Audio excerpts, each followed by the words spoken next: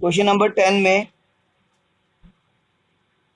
10 अक्टूबर को है, honoured over on acceptance by cheque 5000।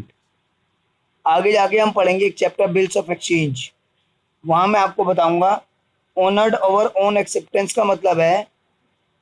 अभी आप इतना समझ लीजिए कि हमने किसी को रिटर्न में ये दे रखा था कि हम 3 महीने बाद 5000 पे करेंगे,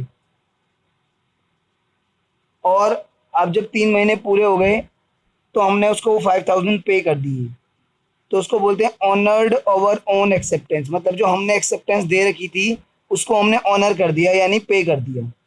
ऑनर और डिसऑनर दो वर्ड होते हैं। ऑनर मतलब पे कर देना, और डिसऑनर मतलब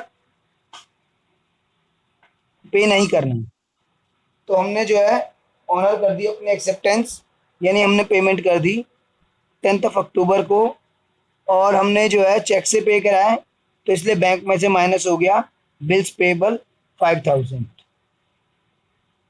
इसके बाद देखिए 18 अक्टूबर को Ramesh who owed 5000 became bankrupt and paid 50 paisa इन अ रूपी। ये हम जनरल में पढ़ चुके हैं।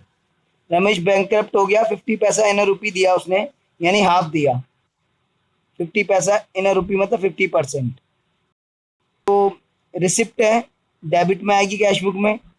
रमेश 18 अक्टूबर रमेश 2500, और जो 2500 नहीं मिला उसको नीचे जनरल प्रॉपर में शो करेंगे, बैड डेप्ट टू रमेश 2500। बैड डेप्ट नुकसान है, डेबिट होगा, और रमेश अब हमारा डेटर नहीं है, उसका अमाउंट बैड हो गया, मिलेगा नहीं, तो डेटर खत्म हो गया, एसेट खत्म हो गई, एसेट कम होती है तो क्रेडिट।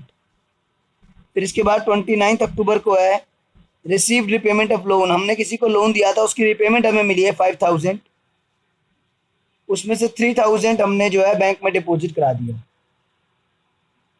तो 5000 की रिपेमेंट में से 3000 बैंक में चला गया और 2000 कैश में।